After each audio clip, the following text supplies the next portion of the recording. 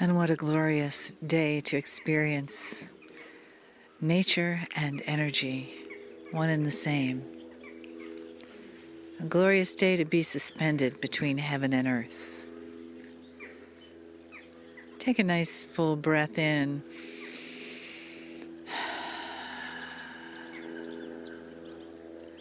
The negative ions in the air, the crystal in the earth, the water in the earth, the sun, the devas, the fairies, the guardians, and the ancient ones that welcome us and help us to regenerate our own light, perhaps as we did when we were here in other times. Perhaps as we will when we leave this place. We take the memory of this light and ourselves and the soul memory. So as you prepare yourself to be a vessel for light and Kryon's guidance, let the elements open your hearts, clear your minds, and give you the gifts that are here for you.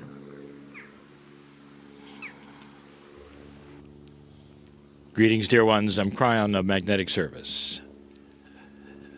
Again, we are out in the open in a public area.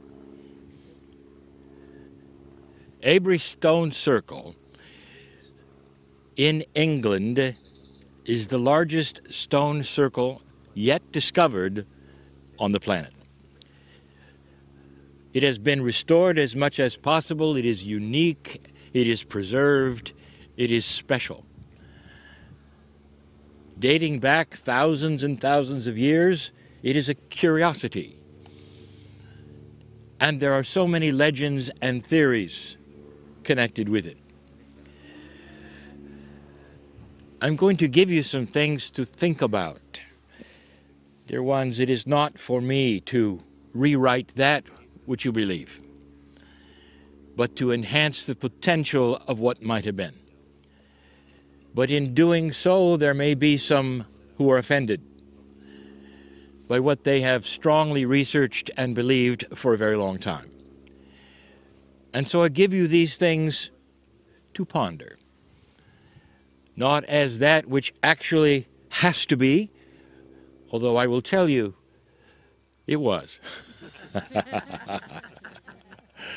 Let me start this way. Depending upon who you speak to and their bias,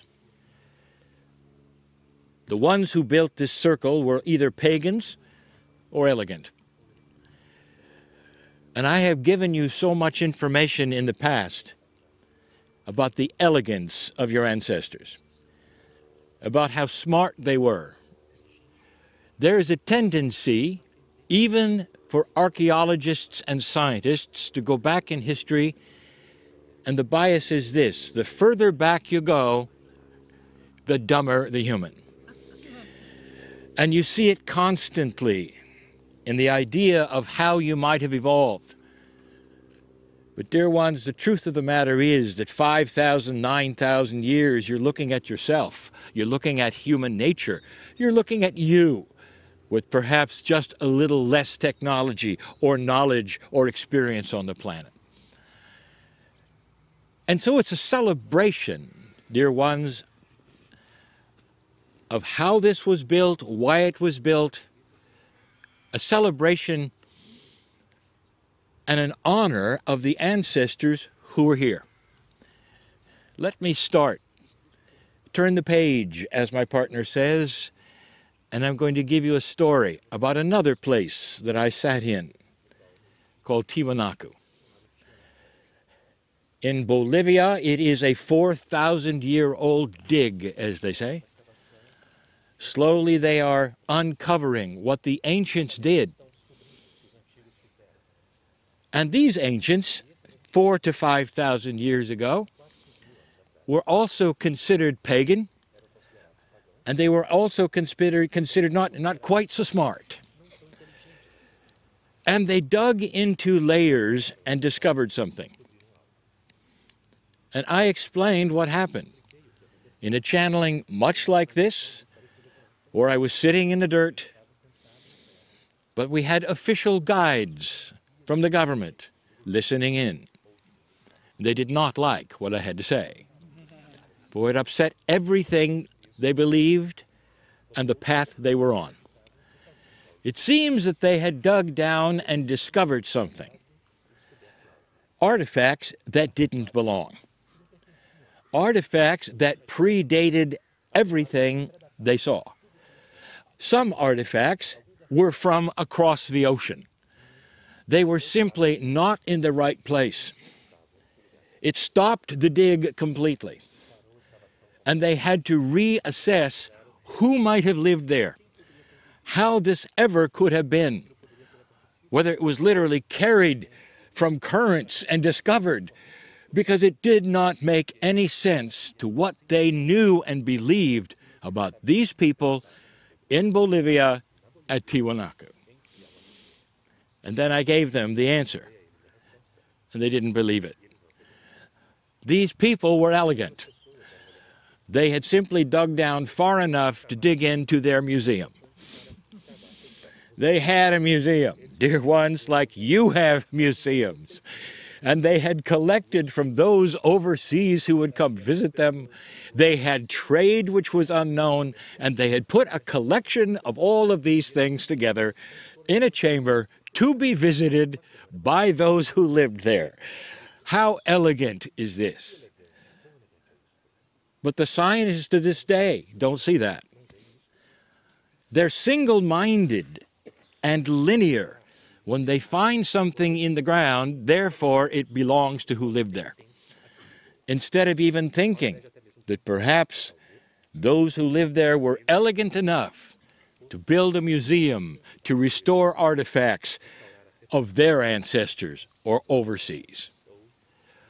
It begs the question, what are the biases? What do you really believe happened in ancient times? And the further back you go, the less you have to work with. Even here, it's only a hint of the topography that truly was here, except for one thing. It was flat. I'm going to get into that in a moment. You know, bias plays an important part in understanding. And the bias of your culture as you go backwards and look has skewed a lot of history because you apply it to yourself. What is important to you, not what might have been important to the ancients. I laugh because what I'm about to tell you could actually happen.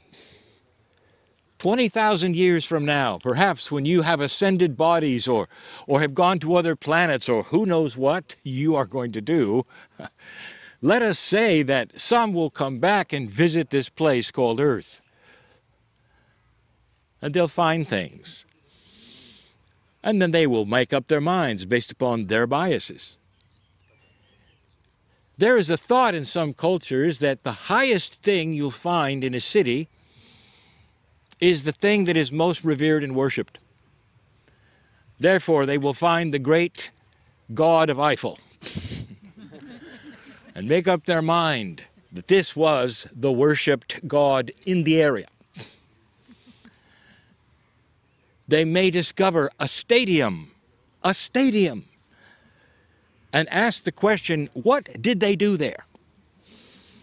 And what they are asking and expecting is one answer. They did one thing there and built the marvelous stadium for one thing. They ask that here, not understanding the elegance that is here. They may even look at it and in their own perception say, well, there are many people who sit around the field. What happened on the field? Well, they're not really certain, but the ones who had the seats that were closest to the field down low obviously were peasants and had no money. Because height is everything. And the ones that were way far back probably paid a great deal of money because, of course, they're elevated. Do you see the bias? Completely reverse from what actually took place. I only give you these things to talk about this place. Number one, the bias.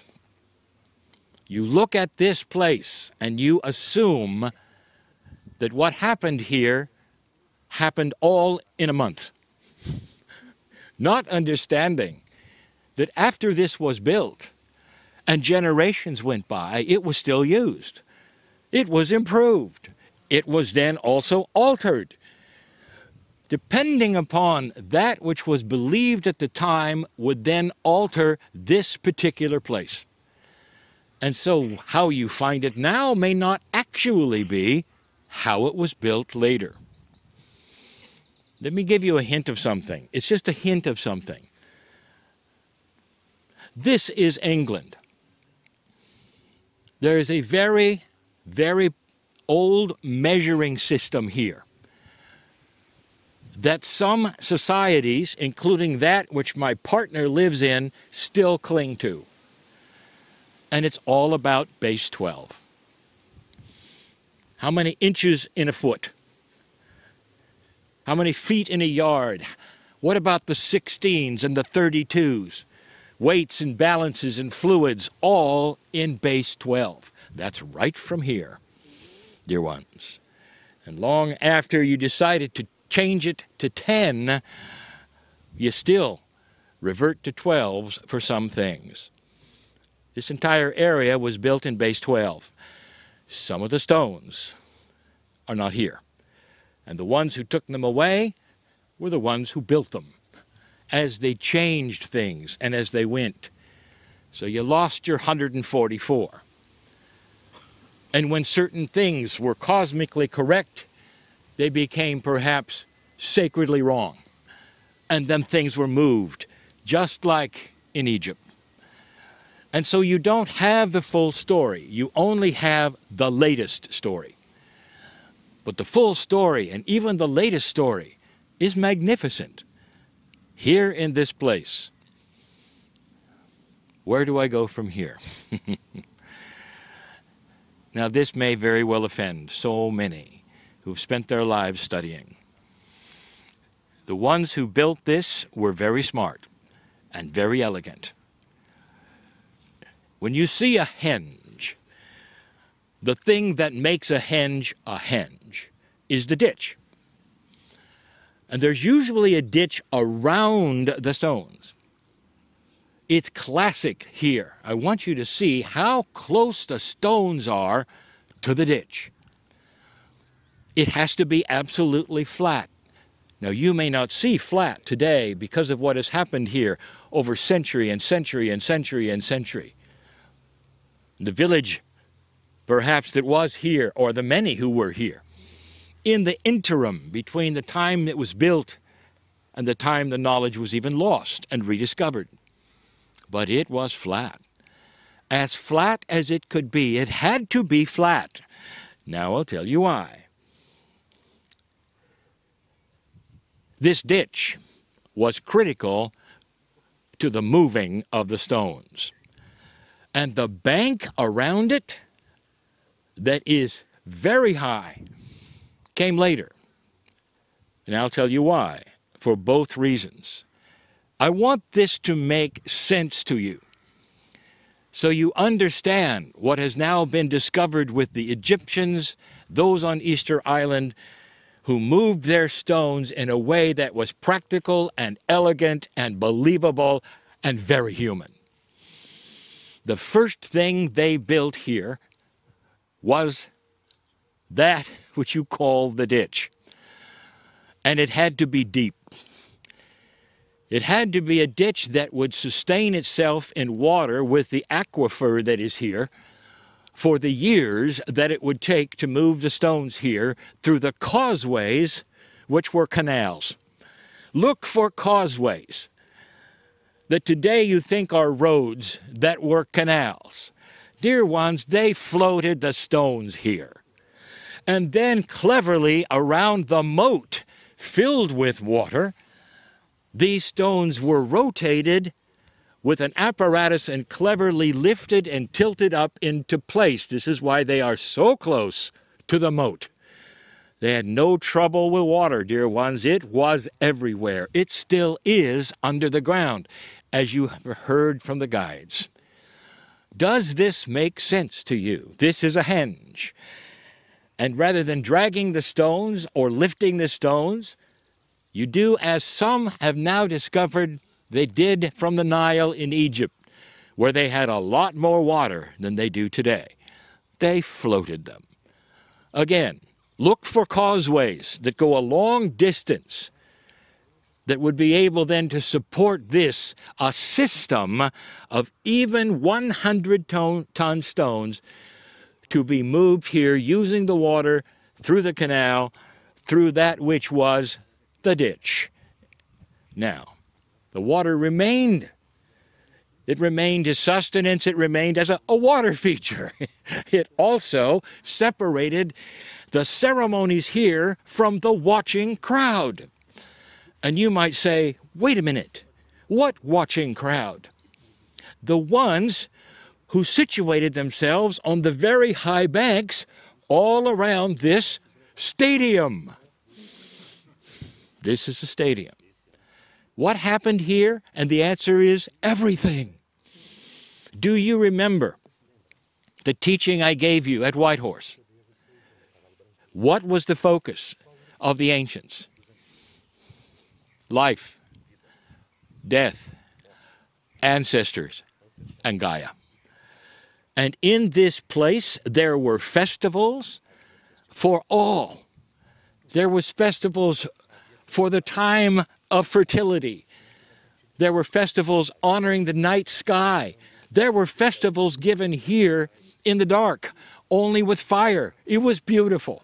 It attracted tens of thousands of people. It's so big that you had to have found ancient villages all around it. For this serviced a city. Does it start to make sense now? Was there cosmic energy here? Of course. Of course. Just by the fact of the crystalline grid and that which you call the lines of influence, the ley lines. There had to be. More than they ever thought there could be was here. And then something that will get me in trouble. You believe that these people, some have been called the Stone Age, hardly. They were just like you. You have saying, well, they only were only concerned with these serious things. Now I'm going to tell you something you should know. Yes, they played games here. And some of the internal stones are markers for the games. Is this too far-fetched? For humans like you, you're not the only ones who celebrate the Creator in the way you do, who have the ceremonies that honor birth and dead. These people were really interested in the wisdom of their ancestors, and you can see it in every stone. Carefully placed. It was only later that calendars occurred, and the things that you now have with fewer stones. There used to be 144. Is this too far-fetched?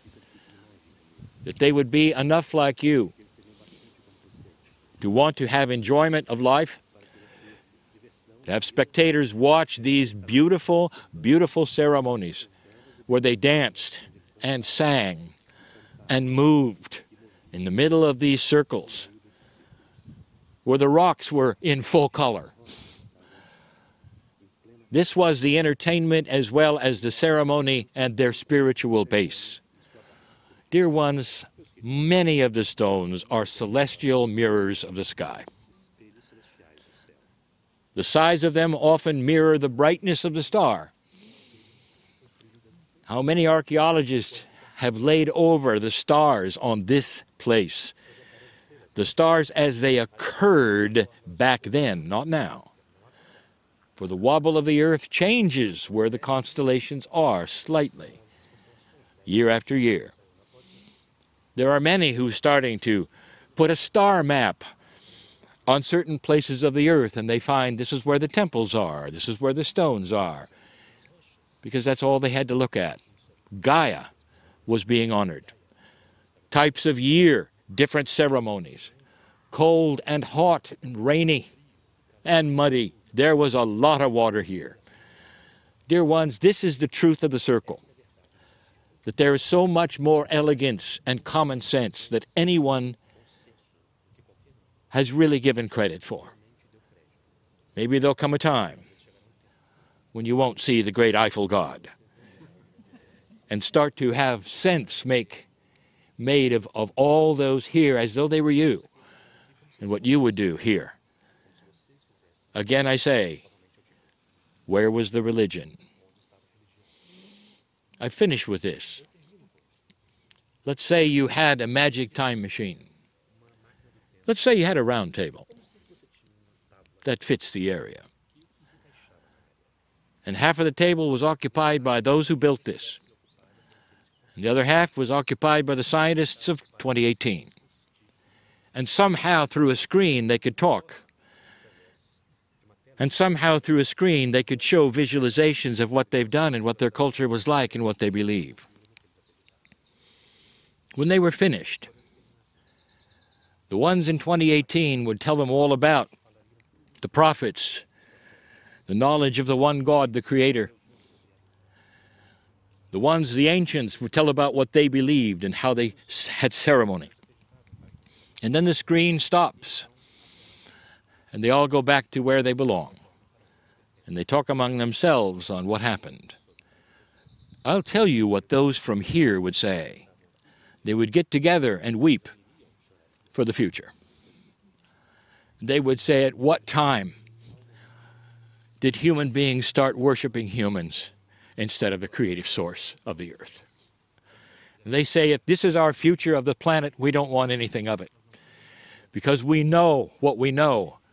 And the sky tells us, and the weather tells us, and the animal tells us that God the Creator has a system that is beautiful and involves the earth. We don't worship humans. And in the future, somehow, some way, that's what happened. And they'll say, thank you, Creator, that we live in this beautiful time.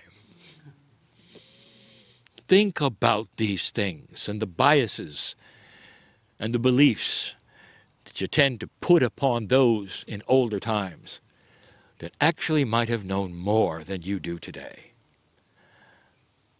And so it is.